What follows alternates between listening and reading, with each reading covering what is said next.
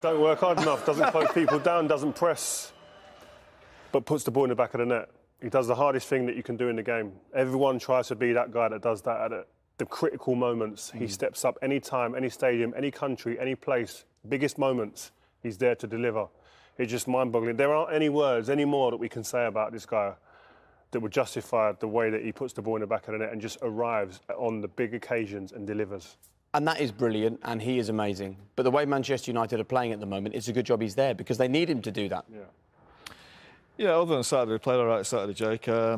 Tonight, again, was a little bit messy. It felt, as soon as Varane went off, it just felt... I know they were already 1-0 down, but when he went off, it just seemed to go all over the place again, a little bit, really shaky. Quality in the middle of the pitch wasn't great again, giving the ball away far too often. Maguire... Look, I don't know if he's still injured or he's got a hangover from the Euros. He just doesn't look right. He's not with it at the minute. And I don't want to say it again, but, you know, with a performance like that second half, especially with no Varane Saturday, it has to be a slight worry. What would you be thinking if you were Pep Guardiola and Manchester City watching that performance? You think you'll have a good chance of winning. Look, City think that anyway. City are a brilliant football team, brilliant players. At any point, whether United have Varane or not, it's always going to be a difficult game. But with no Varane now, I think it makes it more difficult for United. But saying that, United have still got quality to score goals. And even in them games where they haven't played that well, they've always created chances. And even the Liverpool game, you look back at that, 3 clear chances. So United, they have to defend properly. Concentration is key on Saturday against that team. They can't have that second-half performance. They go out with that second-half performance against City, they get slapped again 3 or 4 or 5 goals because that's shown a real lack of respect for the opposition, being really fragmented all over the place, being slack, sloppy in situations with and without the ball. The intensity wasn't there. It was a very... if it wasn't for that goal, Rio, it was a mess. Yeah. The second half was a mess. It was a hopeful Bruno second Fernandes half. at the time was taking throw-ins to the right back area. We looked at it at one point and went, what formation are they playing? It was disarray. It was just hope. And then again, it comes down to an individual, a moment of brilliance from that man, Cristiano Ronaldo, and you go, he saved them in that second half. And in some ways, Eddie, these are difficult conversations because if you're a Man United fan, you're sitting at home and you've just seen Cristiano score another brilliant goal. And obviously you're buzzing off that. But when we see Chelsea earlier tonight, a different kind of test, but they were just metronomic. They deliver with a plan. Liverpool do it. City do it. Yeah. Manchester United don't seem to have one still.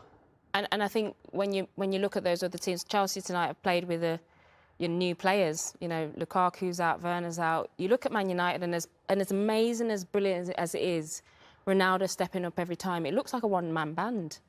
He keeps saving and keeps saving the team. And you wonder, what else can Man United do to get the results? And it's a great result tonight because they didn't perform well.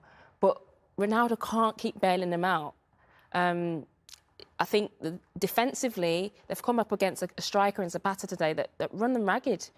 And you wonder, you know, against top strikers, is Man United's back line strong enough? Maguire was not good tonight. Bailey played well. Varane obviously went off. But again, defensively, it just looks like they can get torn apart by a very good striker. I think we saw at the weekend the importance of Varane. When he came in that team at the weekend, you thought, oh, plus they played 3 at the back, but he was there and you thought there's a sense of security now in this team. He covers both sides very, very well. We're going to go through the goals, but as soon as he went off that pitch, they just looked so shaky, a complete lack of confidence. Then they changed the system as well, went to a 4. And then it just looked like, wow, they could get through this team at any point. And it went back to type, which we've seen from the beginning of the season, where you think they're easy to play against, they're lacklustre without the ball, and they're going to concede chances, if not more goals. And again, they were fortunate not to concede any more, and then the great man steps up. Welcome back. Oh, what a dramatic Champions League season we're having here on BT Sport. These are the results from tonight. A 2-0 win at home for Villarreal. Manchester United with the draw, but crucially, if you take a look at the table, the maths tell us that draw means a win away in the next game in the Champions League, and Manchester United qualify, thanks to Cristiano Ronaldo. He's with Des. Cristiano, congratulations. What a fantastic finish to the game. You've rescued it again. Well, it was a difficult game. I know that when we play in Bergamo against Atalanta, it's always difficult. But we believe until the end. And I helped my team to do it 1 point, and I'm so happy. We saw that character. You never give up, do you? Exactly. We never give up. We believe until the end. It's good. Good result for us, I think. Yeah, it could be a very important point in this group. But in the first half, you're missing a lot of tempo, some sloppy balls, but then it all came together for the first goal. Yeah, in the beginning was tough. We knew that Atalanta will do it, a lot of pressure. They have a fantastic coach. They know what to do all the time in the pitch. I know because when I play in Juventus, they're always difficult to play against. And but I think we do it our job. We defend well, and we had a little bit lucky in the hand that I scored a goal. But this is football. Yeah, there's some problems at the back as well. Still some things to be fixed. Balls over the top. It's normal. We have to still improve.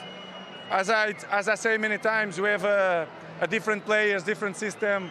The football is different. We have to adapt with each other, but we'll take time. So, in my opinion, we have time to improve and to be better.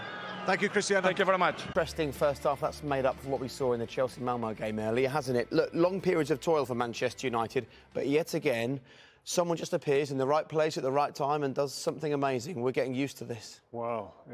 What more can you say about this guy, what he does? He just turns up in the club, the team's in need, and you're looking for a moment. But this isn't just about him. This is about three players who are going to get highlighted in a minute. But Fernandes, the ball into Ronaldo, and then this is when it gets to Greenwood, it zips up. The pace of the play just goes up a notch. Bang, straight in there. Beautiful touch, layoff, and then there he is, the man that does that in his sleep.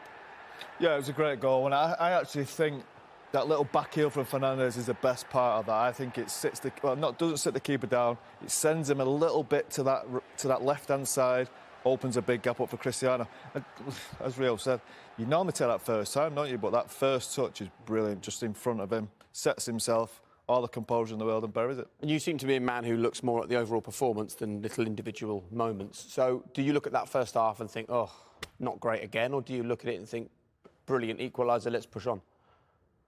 Probably not great again. Yeah.